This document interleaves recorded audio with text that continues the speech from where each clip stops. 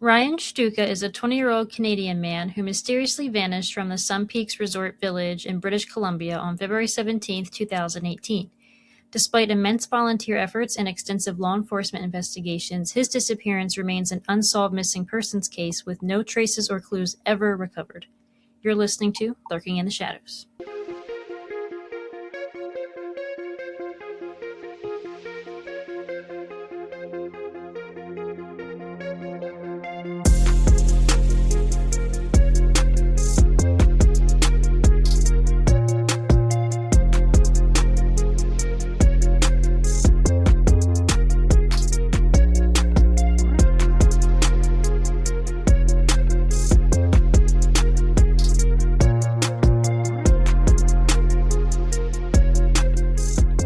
Hello, Shadows.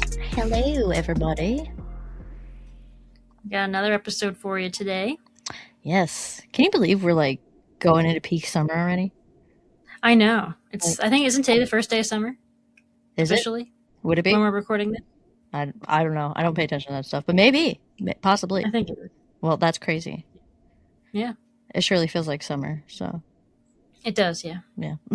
Finally. Don't burn it up.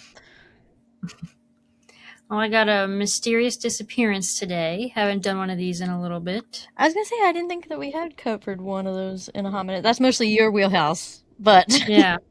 There's been a lot of murder lately. You know. I mean, I know that's what you're here for as well, but. Mm-hmm. So, yeah, we're going to get back to my favorites. Mystery disappearances. It's just so weird because that's your favorite, and that is one of my almost least favorites. I need answers. Yeah, I mean, I do like having answers, but I also I like the unknown at the same time. I like that it makes me think. Yes, makes you use your brain. Yeah. Mm-hmm. All right. So Ryan Shtuka was born on March 17th, 1997, to parents Heather and Scott Shtuka. His mother jokingly recalled that he was born notably long and skinny rather than a typically plump baby.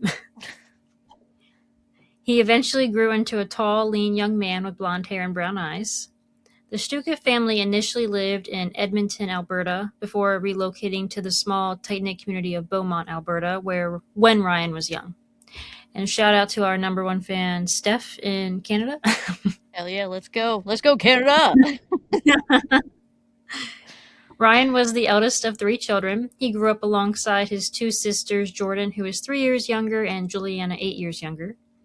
His mother notes that while he was a typical big brother who teased and mocked his sisters, he loved them fiercely. Ryan is described by his family as curious, athletic, kind, humorous, and a loyal friend who was highly passionate about snowboarding and the outdoors. Ryan spent much of his childhood outdoors and loved exploring. He also enjoyed typical kid things such as superheroes, Beyblades, and trading cards like Pokemon and Yu-Gi-Oh! But his biggest passion was dinosaurs. Pretty cool. Following his disappearance, his childhood love of dinosaurs inspired his family to use small, green 3D printed dinosaur figurines as an emblem of hope and awareness for his case. Oh, that's cute. It is. His mom, Heather, described him as, quote, great, funny, a loyal guy, sarcastic, and great with his friends. She also said he liked to tease, but never in a cruel way. He was just a very kind guy and fun to be around. Ryan played soccer and ringette and developed a love for snowboarding. I had to look up what ringette is. Have you ever heard of that? No. According to Google, ringette is a fast-paced team sport played on ice skates where players use a straight stick to pass around and shoot a blue rubber ring into the opposing team's net. So I don't know really how different that is than hockey. But it's often are offended that you said that. I know. Often dubbed the fastest game on ice, it is a non-contact sport that emphasizes passing, skating, and teamwork. Oh, okay. Oh, it even says that unlike hockey, which uses a flat puck, ringette uses a hollow circular rubber ring. Okay, so. Difference. Still pretty similar, but yeah. Yeah. Ryan also developed a love for snowboarding. Which, I mean, being there, that's probably the top outdoor sport, to be honest. Yeah, probably. I mean, they get a lot of snow up there. Yeah. As he got into his teenage years, Ryan became more distant with his parents, as most teenagers do. He began to act up at times and challenge his parents, mostly his dad, Scott, because his mom, Heather, was more of the disciplinarian. But despite his teenage outbursts, he would still come to his parents when he needed help or advice. Heather said their kids were easy to raise. She said, quote, "We never had any problems with any of our kids growing up. They were never disrespectful. We never had curfew. We never really grounded them. They didn't really get into trouble," end quote. I need good kids like that. Mine are Yeah. rotten. My I four-legged. just had to lock one away while we Yeah, recorded. you just had to literally lock up. She just literally had to lock up her child, her four-legged child. Not lock her up, but I had to put her in another room and Yeah, close the like door. she would not behave. I know. And we're referring to a cat when we say child. Yeah. Ryan attended École Secondaire Beaumont Composite High School in his hometown of Beaumont, Alberta, and graduated in 2015. During his time at the school, Ryan was well known within the close-knit student body, and he actively participated in school sports, playing on the high school rugby team. Ryan was a good student, but he wasn't sure what he wanted to do after he graduated. He worked in construction as an apprentice for a year to make some money immediately after graduating. But after that first year, he was still unsure what he wanted to do, so he decided to take another year and continue working and making money before going to college. In December of 2017, Ryan, along with his friend James, made the move to Sun Peaks Resort in British Columbia to live and work. Sun Peaks Resort is a ski resort located in Sun Peaks, British Columbia, Canada, 56.6 kilometers northeast of Kamloops, with only one road going in and out of the resort. So it's kind of like in an isolated area. Yeah, way out there. Mm-hmm. The summit of the ski area is an elevation of 2,080 meters with an 882-meter vertical rise from the base of the peak. Damn. So pretty tall. Sun Peaks is a top ski resort offering world-class skiing, snowboarding, golf, mountain biking, dining, and slopeside lodging. It has 4,270 acres of skiable terrain across 3 mountain peaks, and it's Canada's second largest ski area. Who would have thunk, actually? That, you know what? British Columbia, I guess that makes sense.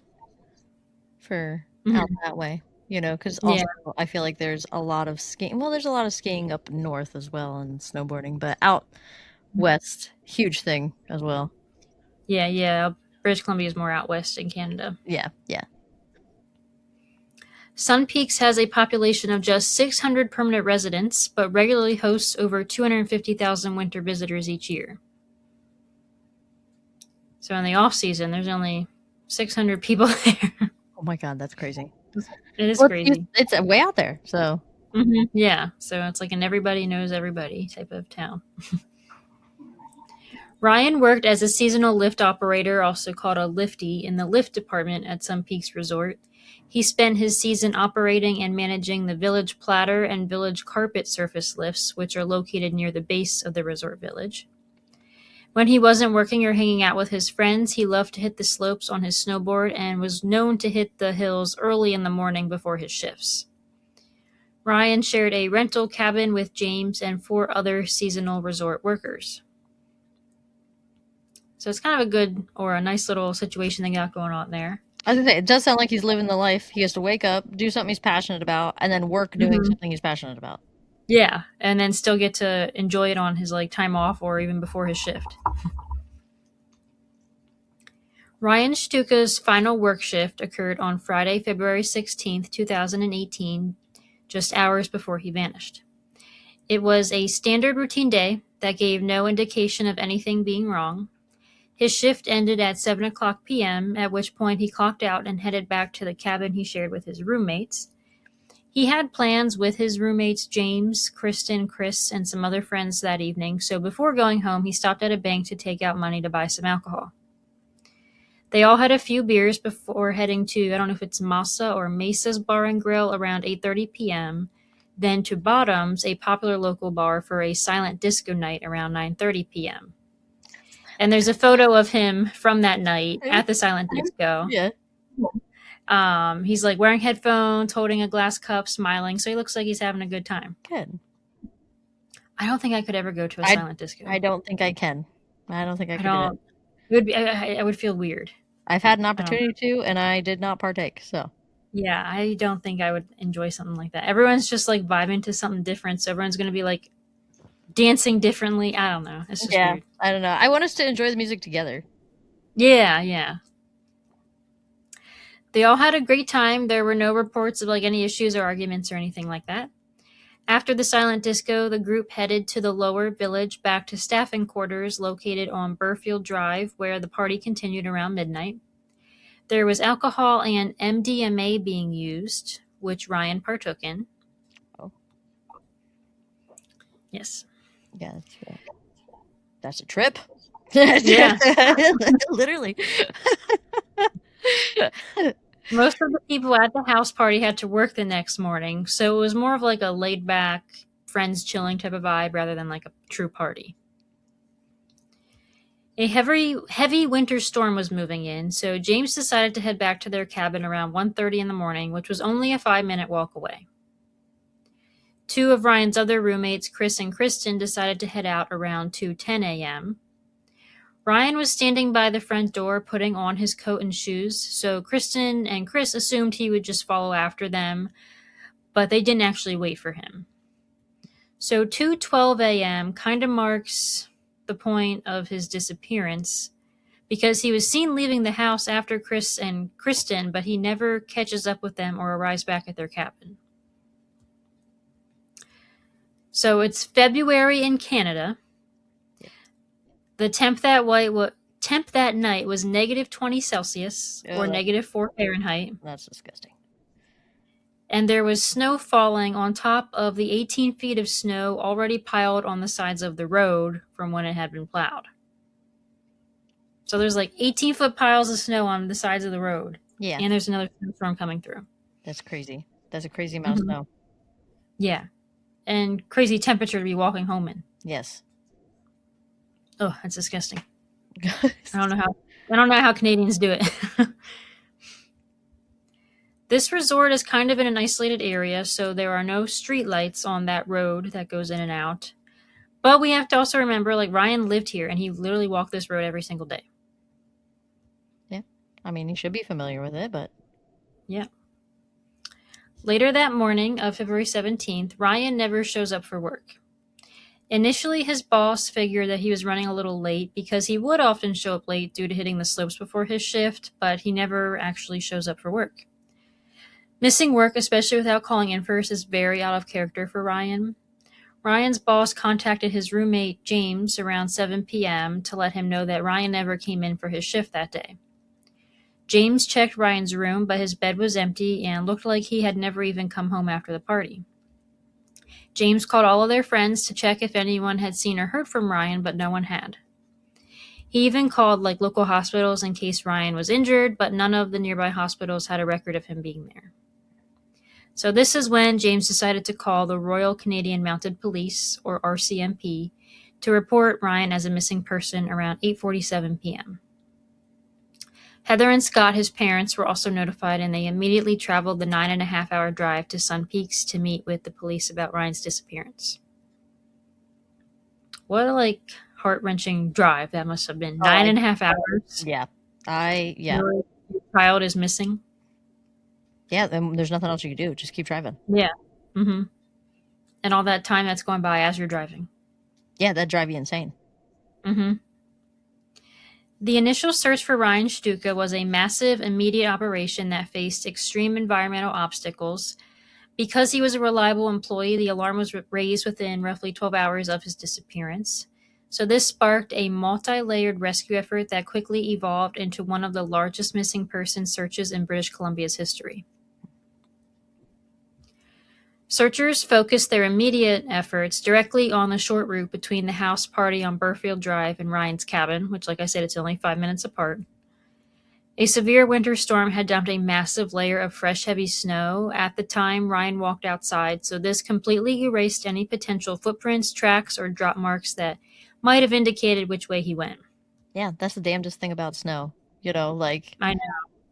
there was another case you had that um Yeah, a boy was like went missing and he was found in the woods with in the no snow, footprints. but no footprints or nothing around, so nobody we Hmm. didn't know how he got there type of thing. But Yeah. like I don't know, the snow can definitely uh, make an investigation a lot harder.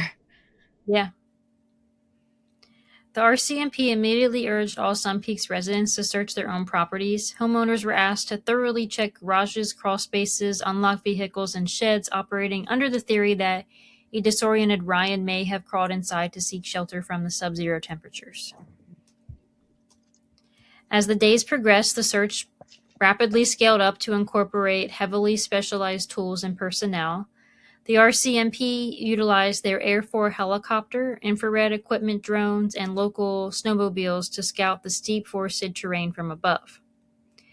Police tracking dogs and specialized team from the Canadian Search and Disaster Dogs Association, also known as CASDA, were brought in to track scents through the snow, but because the snow was incredibly deep, searchers resorted using to bobcats and excavators to systematically move giant snowbanks and drifts in the village area to ensure nothing was buried underneath.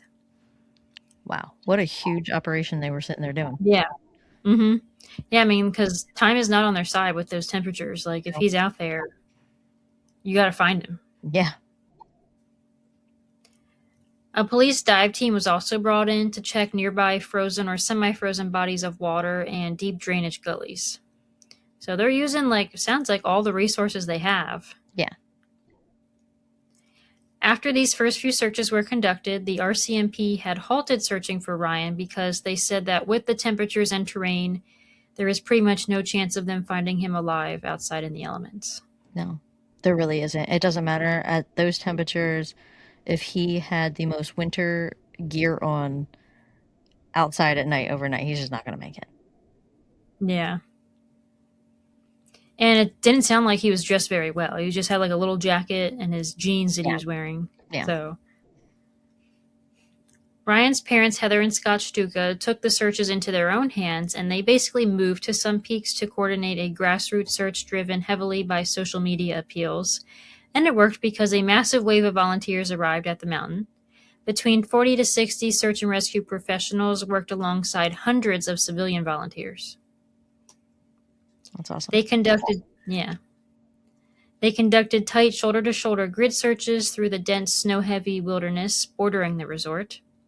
Ground searches took place every day for the first 5 months of Ryan's disappearance and then once a month going forward. So they were very dedicated. Every day for 5 months, they're out there searching in freezing temperatures. Freezing. It started in February. They had to make it through all the rest of winter. Yeah. His parents stayed in Sun Peaks for 3 to 4 months straight to assist with the searches before returning home for their daughter's birthday. Oh. They offered a $15,000 reward for anyone with information leading to his whereabouts at that time. But despite weeks of intense, highly coordinated physical scouting, the initial search yielded absolutely zero clues. Nothing. No clothing, no cell phone, nor personal belongings were ever recovered to this day. Damn. We don't have a single piece of evidence that even showed he existed out there. That's crazy. Mm-hmm. He just vanished. Yes. Over 300 tips have been submitted to the Kamloops RCMP and volunteer organizations since Ryan Shtuka went missing. While authorities state that no single tip has provided definitive physical evidence, several specific reports heavily shaped the direction of the investigation. One of the most notable leads came from a local resident who lived near the route Ryan would have taken. A man reported being abruptly woken in the early morning hours of February 17, 2018, to the sound of someone yelling, "Get in the fucking car." Oh. This tip heavily fueled theories that Ryan may have been abducted, met with foul play, or was picked up by someone he knew. However, police were never able to definitively link the argument to Ryan, track down the vehicle, or identify the voices that were heard. Numerous tips urged police to pool commercial and municipal surveillance records around the resort. While Sun Peaks Resort maintains security cameras, including an important camera monitoring the single road leading in and out of Mountain Village, Are you ready for this? Investigators discovered these cameras were not operational on the night Ryan vanished. Of course they weren't. Of course they weren't. They are. They never are. Never are. No. It's shit like this that always makes me think someone close to the victim has to be involved, because what are the odds that cameras are found to not be functioning in such a large number of missing persons cases? Yeah. There's an issue. It can't be coincidence that so many cases have non-functioning cameras at the time the person goes missing. Yeah. It's crazy. I don't know. But then we sit here and have how many technology issues on our podcast. I know. All the issues we've had, so maybe it is realistic. It really is. I'm telling you. It's just frustrating. It is. Dashcam and private residential security footage tips were extensively reviewed, but Ryan was never seen on any of them. Forensic data tips provided by cellular network providers found that Ryan's phone registered its final network ping at 3 a.m., approximately 50 minutes after he left the house party. So because a walk to his cabin should have only taken 5, maybe up to 15 minutes because of the snow, this tip proved that Ryan was either still outdoors, moving around, or that his phone remained powered on for nearly an hour after he left the house party. God. So, where did he go? Yeah, and did friends say, how intoxicated, I didn't really read reports of how intoxicated he was, but I mean, he was drinking and used MDMA, so he was under the influence. That's right, MDMA. Damn. Mm-hmm. And I don't know, how experienced he is with that kind of shit. So, yeah, I don't know how often he used that. Because, I mean, you could easily say, yeah, he just got lost and disoriented because he was under the influence, but at the same time, he was 5 minutes away from his cabin. Yeah.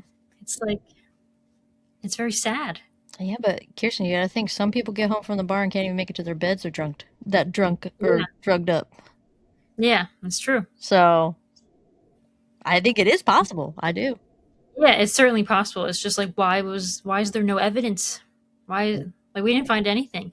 Even if he had traveled far out there, he would eventually become hypothermic, which often causes that paradoxical undressing. Yeah. You'd think we'd see some clothing left behind somewhere. I don't know. Yeah.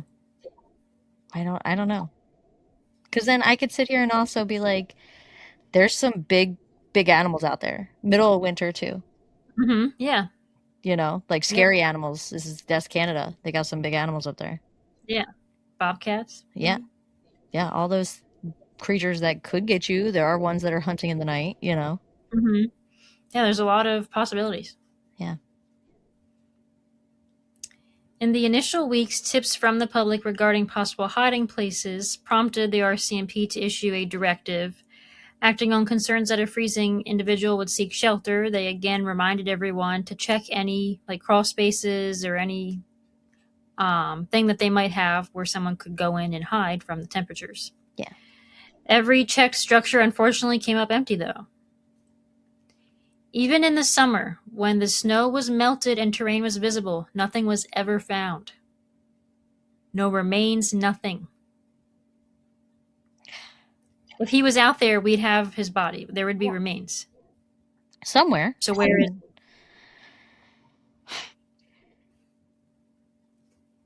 I don't know. What if his body was there and then scavengers got it before we could sit there and go looking for it? Maybe. But with people out there looking for him every day for 5 months straight, yeah. I mean, you'd think they would have came across something before a scavenger just completely ate his entire body. I don't know. Yeah. See, this is why I don't like these fucking cases. I don't like answers like that.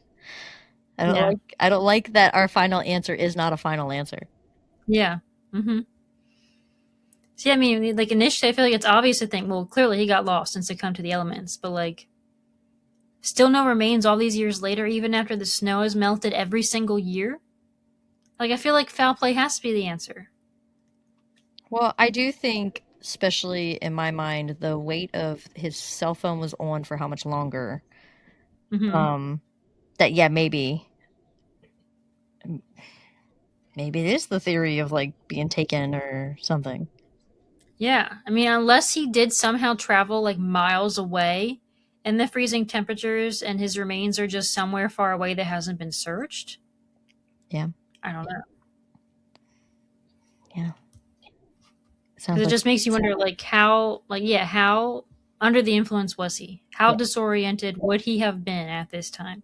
I mean, yeah, what if you're on a hallucinogen? What if Hmm. in his mind he thought he only walked 5 minutes when really it was 50? Yeah. And he's just somewhere really far away and had, you know, maybe he passed out, fell asleep. I don't know. Yeah, I mean, maybe also by that point he's so cold though, like he's maybe his brain is not sitting here going through the typical hypothermia reactions, maybe, Hmm. or he could he could have fell and cracked his head and just Hmm. died, and I don't know. I don't like it. Yeah, it's tough. It is. The investigation experienced a notable influx of new tips in the last few years following the family's increased reward to $25,000 and collaboration with the volunteer group Please Bring Me Home. Private investigators are still evaluating newer anonymous submissions to see if they can break the silence surrounding this area. In June of 2021, police conducted their first organized search for Ryan since the original search conducted in 2018, but it still yielded no evidence. Years into the investigation, a tipster came forward with a possible conflicting timeline suggestion.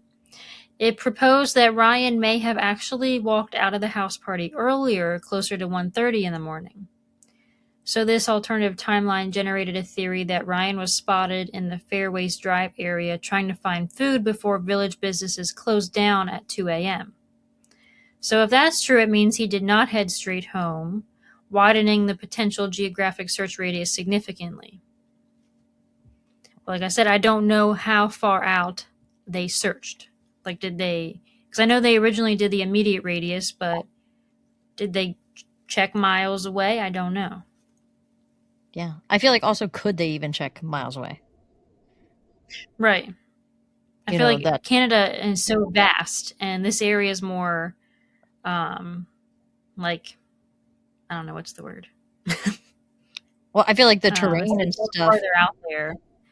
Yeah, and with the terrain, it would be difficult. Yeah, how far out can they actually really go? Hmm. You know. Yeah. Brian Smith, a retired RCMP investigator with 25 years of experience who volunteered to help the family, initially believed Ryan simply succumbed to the elements. However, his theory changed after conducting private interviews. Smith publicly noted that one of Ryan's acquaintances acted incredibly nervous and terrified during questioning, leading him to report a gut feeling of homicide to the active RCMP. While the RCMP re-interviewed everyone and stated they found no evidence of foul play, the lingering human anxiety surrounding the party continues to fuel local speculation. So it's like, yeah, if nothing happened at the party, why is this guy acting so scared and anxious when he's being interviewed? Yeah, I know, but like, how much weight can you put behind that? Yeah. It gave this investigator a bad gut feeling, but Yeah, but also investigators a lot of times are more prone to want to just close an investigation, and I feel like blame it on whoever looks the most nervous. mhm. Yeah. I don't know if he was saying that that guy seemed suspicious, but I think he was just saying that his reaction made him think that something more sinister happened to Ryan. Okay, yeah. Ryan's friends and family created a logo for their missing person flyers and clothing. It featured a green dinosaur inside a green heart. Like I mentioned earlier, Ryan loved dinosaurs as a child. He liked to play a game where one person would describe a dinosaur species and the other would have to guess what it was. His interest became so intense that his parents eventually began studying paleontology themselves just to keep up with him and his facts. That's cool. That is really cool. Yeah. Over time, the dinosaur took on a name, the Shtukasaurus. A 3D printed model of the Shtukasaurus was created and distributed as part of the search effort. Each dinosaur includes a laminated tag, a QR code that links to the missing Ryan Shtuka Facebook page, and a poem printed on the back. And I'm going to read what it says. You found a Shtukasaurus. My name is Ryan Shtuka. I am a Shtukasaurus. I'm a curious type and so love adventures, of course. I'm traveling the world with my story to tell of how loved I am and so missed as well. Pick me up and handle with care. Take a picture with me anywhere. You can take me home or leave me right here. All I ask is your picture you'll share. Just one more thing before we say goodbye. Kindness is something in which I believe. It is how we get by. Please do something kind for a soul you don't know. Random acts of kindness will help the love grow. Thousands of these dinosaurs were made and distributed around the world. People started posting photos wherever they took their dinosaur if they found one, like on trips, to landmarks, doing daily tasks. Some people would leave them behind for others to find. As of 2025, the dinosaurs have traveled to 86 countries, and the QR code has been scanned more than 10,000 times. Well, that's awesome.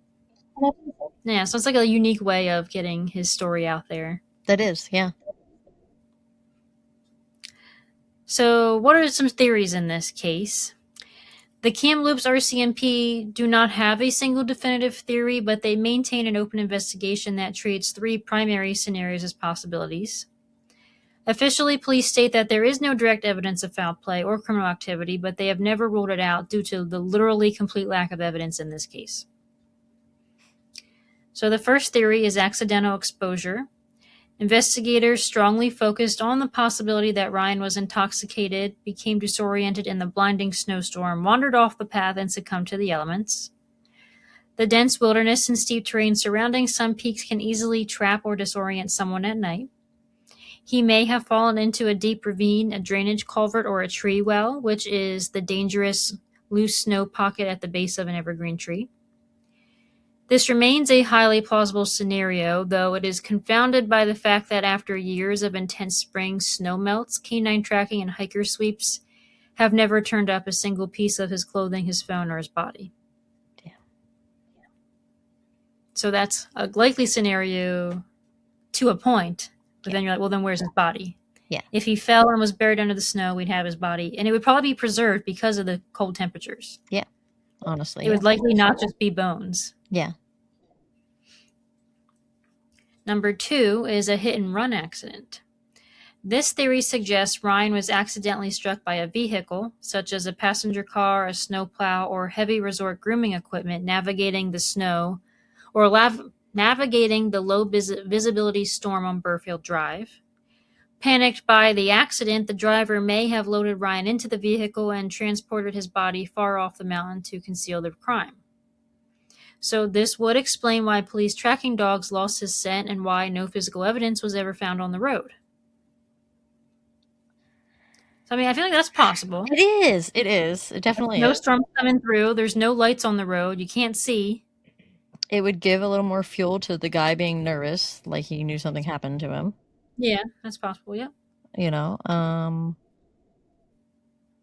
I can't like sit here and say no, you know. Like, it's possible. Yeah. And the third theory is foul play or a party incident cover-up. So this theory proposes that something happened to Ryan either inside the house party or immediately outside of it, involving individuals who may have kept a code of silence.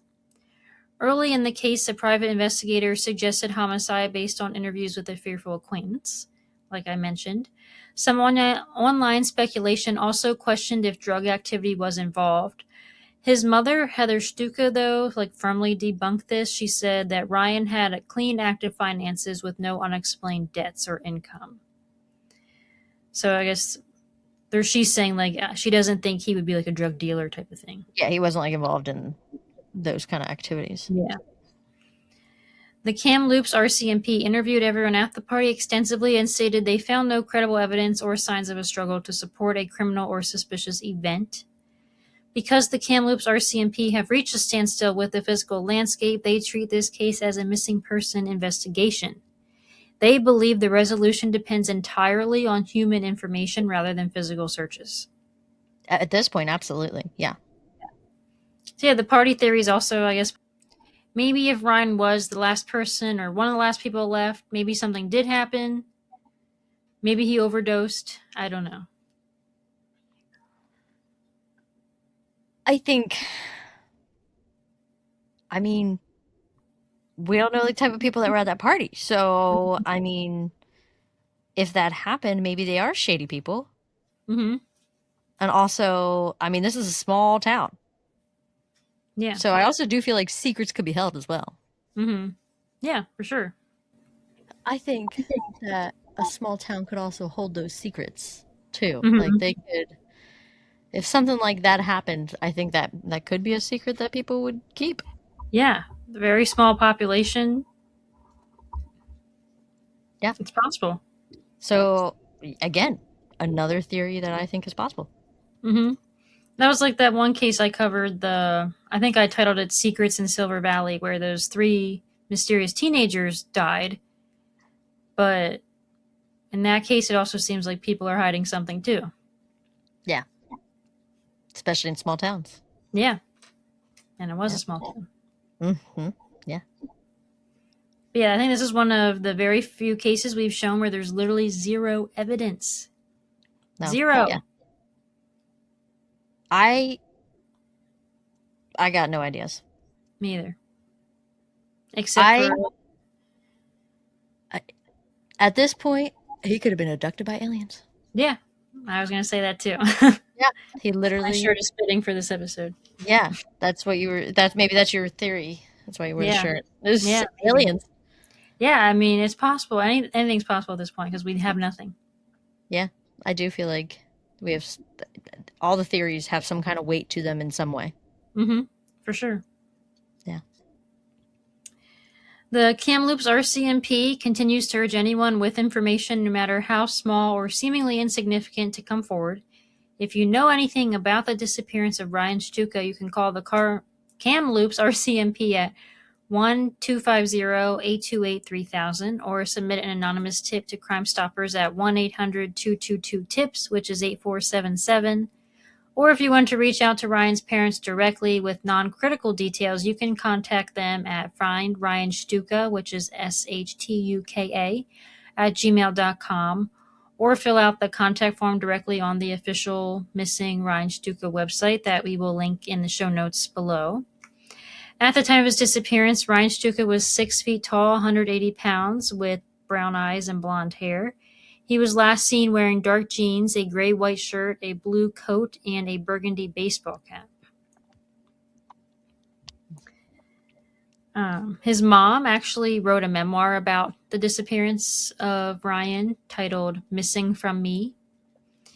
It was released through Tellwell Publishing and rapidly climbed to a #1 Amazon bestseller in the grief and bereavement category. Oh. Yeah. That's kind of sad. It is.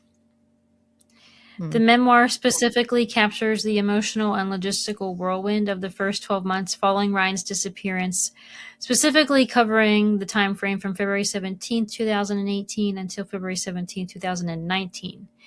The book serves as an intimate look into a family's nightmare. It documents Heather's sudden forced transformation from a regular devoted parent into an active on-the-ground search coordinator and a prominent missing persons advocate. Profits and awareness generated by the memoir helped establish the Freebird Project, which is a nonprofit organization Heather co-founded to provide an information hub, guidance, and community support for other Canadian families navigating the agonizing search for missing loved ones. So following her memoir, Heather also published a children's book titled Let's Talk About Dinosaurs. Fuck me up. I know. This book was written in honor of Ryan's childhood obsession with dinosaurs, and which was the inspiration behind the green Shtukasaurus figurines that his family distributes. Yeah, $25,000. Oh, should be looking for them. Everybody should be looking for those. Yeah. If you see one, definitely take a picture, and and post it. Yeah. The $25,000 reward still remains active, which is a lot of money. It is. The resort community also continues to keep Ryan's name in public awareness. The Shtuka family, alongside community members from Kamloops and Sun Peaks, hold an annual Run for Ryan Memorial Ski Run at the top of the Sunburst Express lift to mark the passage of time and ensure the case remains visible. So that would be cool to do sometime, even though I cannot ski. No, it is I on would my fall in the bucket first list. 5 seconds. No, like I just want to try it once type of thing. Mm-hmm. Yeah. You know? His home municipality, the city of Beaumont, Alberta, is actively exploring formal civic plans to establish a permanent commemoration in honor of Ryan to cement his legacy within his home community. The school community also established a legacy award in his honor, the Ryan Shtuka Leadership Award, funding a rugby leadership scholarship to commemorate Ryan's athletic spirit, humor, and dedication to his peers. And lastly, the online missing persons community tracking his case has grown to over 70,000 active members, acting as a continuous hub for sharing information, generating podcast deep dives, and keeping his description circulated globally. Very nice. And that is the mysterious disappearance of Ryan Shtuka. Well, I'm frustrated. So Yeah, it is. Like, there's no one theory is, you can't really say, oh, that's impossible to any of them. Yeah. No, they all, like I said, have something in them that could be like, oh, yeah, maybe. Yeah, including an alien abduction. Including alien abduction, yes. Yeah. So, it's crazy. Like, nothing. Well, I guess let us know your theories, really. Yes, please let us know your theories below. Especially if you're from Canada. Yeah, and also, like, maybe things that we didn't even mention that could be possible. Mm-hmm. Yeah, like if you're from the area and you've heard, like, people talking, like, what are some hometown theories? Yeah. Hell yeah. Give us the details. Yeah, give us the tea. Right. Make Lake a Shadow and follow us on Facebook, Instagram, and YouTube at Lurking in the Shadows Podcast. If you have any questions, case suggestions, or concerns, shoot us a Gmail at Lurking in the Shadows Podcast at gmail.com, and keep looking around for our next episode. Bye. Bye.